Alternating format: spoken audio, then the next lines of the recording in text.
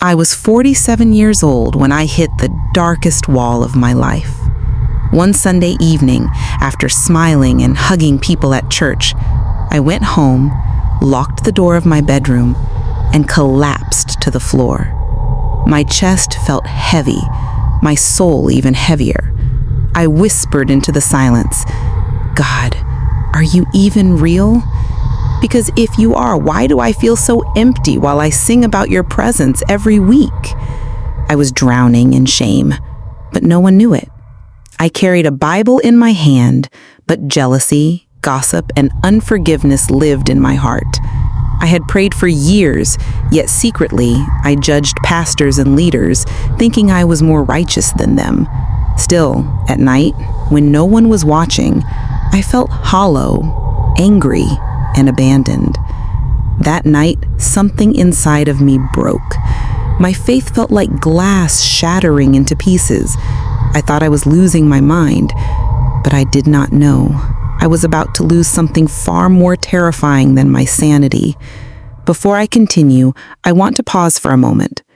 To all my subscribers, thank you for being here with me on this journey. Your support means more than words can ever describe. And to all my new and returning viewers who have not yet subscribed, I want to say a big thank you as well. I cannot wait for you to hit that subscribe button because it truly serves as the fuel and energy that keeps this channel going. Please remember to engage and share your thoughts in the comments section because your voices matter and they help this message reach even further. Now, let me take you deeper into my story.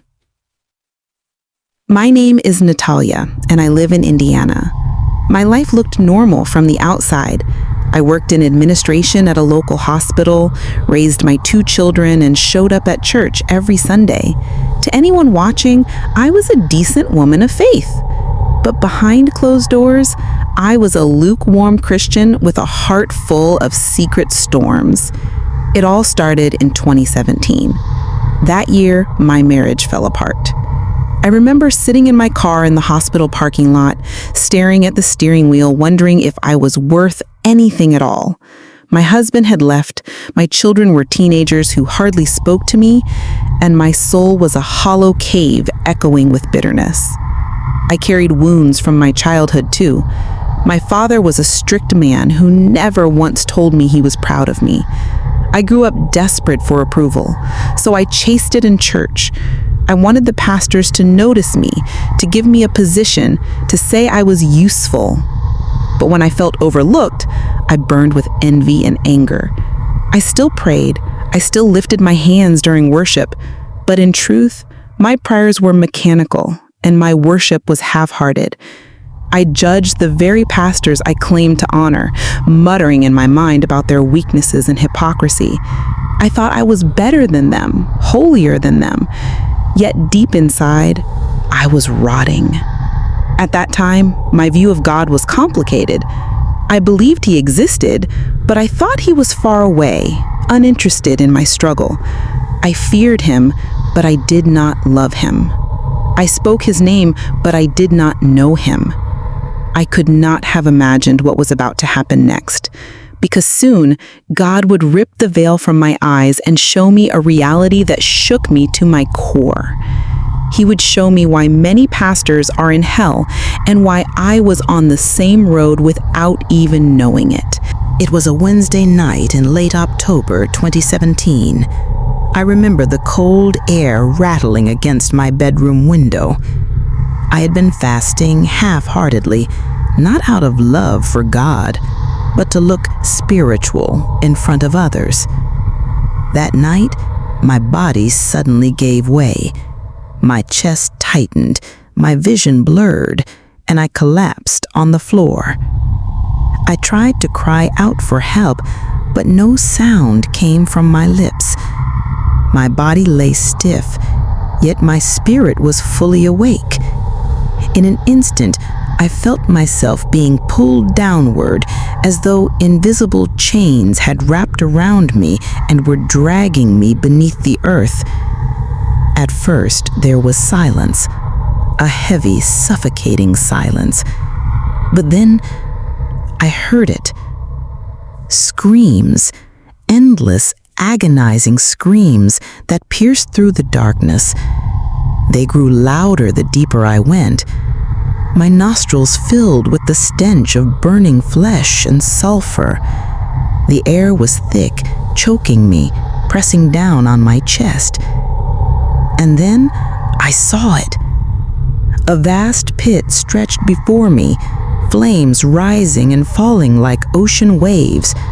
Shadows moved within the fire, twisted figures, their faces distorted in terror. Demons laughed, their voices deep and mocking, echoing across the cavern. The heat was unbearable, yet I felt no relief, no escape. I wanted to close my eyes, but I could not. I was forced to see. And that is when I saw them. Pastors. Men and women I once thought of as God's anointed. They were bound in chains, dragged by demons, and thrown into pits of fire. I recognized faces of preachers I had seen on television, men with large churches, women with powerful voices. They screamed, "Lord, Lord, give me another chance." But their cries were swallowed by the flames. At first, I thought I was witnessing punishment for adultery, theft, or false teaching. But no, the revelation that hit me was far more terrifying. The voice that thundered in that place said, "They are here for the sin of pride." My heart stopped. Pride. That invisible, respectable sin. The one that I had carried like perfume on my skin. As I stood trembling, I began to see their stories unfold like visions. One pastor who refused to forgive another leader, nursing bitterness until it poisoned his heart. Another who loved the praises of men more than the presence of God. Another who twisted scripture for offerings, making money their idol. They preached the word, but they lived in pride, and now they were condemned. I wanted to scream, but my throat was dry. I felt the ground tremble as more souls were dragged in. The demons laughed louder, mocking them with the very words they had once preached. Did you not say you were chosen? Did you not claim you were holy? The torment was endless. And then I realized something that froze me in place. The very same sin that sent them here was alive in me. My unforgiveness, my secret judgments, my hunger for recognition, it was the same disease. Terror consumed me. My knees buckled. I whispered in my heart, "God, please do not leave me here." That is when I felt it. A presence behind me. Strong, pure, and overwhelming. And a voice unlike any sound I had ever heard broke through the screams. "You are not alone." The moment that voice spoke, "You are not alone," the ground beneath me stopped shaking, the screams faded, the fire dimmed, and for the first time in that nightmare, I felt a glimmer of hope. A brilliant light appeared, piercing through the thick smoke and darkness. It was not like earthly light. It was alive, warm, and filled with authority. Every demon that had mocked and tormented shrieked and pulled back. I felt the chains on my spirit snapped like brittle glass. I fell to my knees and wept uncontrollably. The weight of my pride, my bitterness, my envy, it all came crashing down on me. I saw my life as if a mirror had been held before me. Every time I gossiped, every time I judged a pastor in secret, every time I craved recognition more than God's presence, it was all laid bare. Then the voice spoke again, clear and commanding, yet soaked in mercy. "Go back and warn them. Many shepherds are leading others, but they are perishing because of pride. Tell them I desire holiness more than sacrifices. Tell them to humble themselves, forgive, and return to me. Their titles cannot save them. Their crowds cannot save them. Only my mercy can. I shook violently as the words sunk deep into me. I cried out, Lord, please forgive me. Do not let me end in this place. Instantly, the fire and smoke disappeared. It felt as though I was being lifted upward, pulled by an unseen hand. I gasped for air, and with a jolt, I opened my eyes back in my bedroom. I was lying on the floor, drenched in sweat, trembling as though lightning had struck me. That night changed everything. I could not look at life the same way again. The bitterness I once held vanished as I began to forgive freely.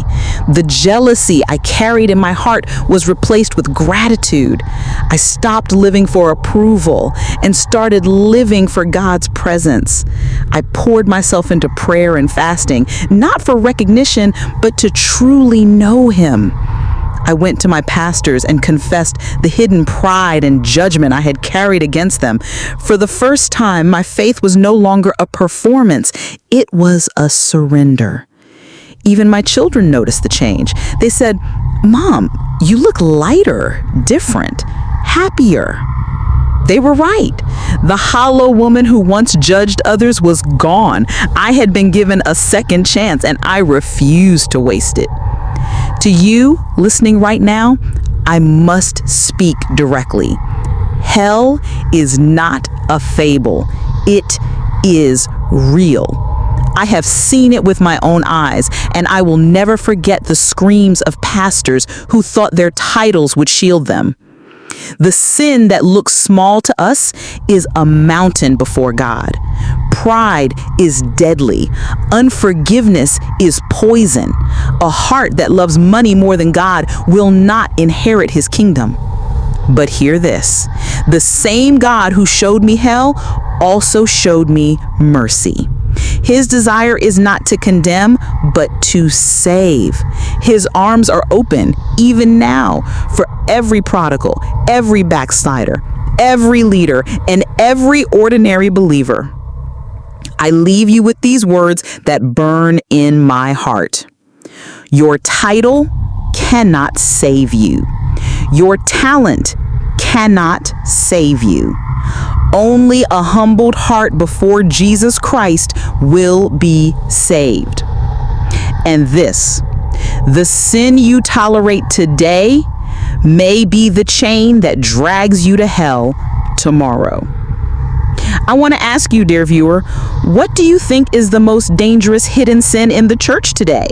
And what steps are you taking to keep your heart pure before God? Please drop your comments and reactions below. I would love to hear from you. Do not forget to like this video, share it with someone who needs this warning, and subscribe to the channel. Your support helps this message reach many more souls who need to hear that hell is real, but so is the mercy of Jesus Christ. This is Natalia's testimony.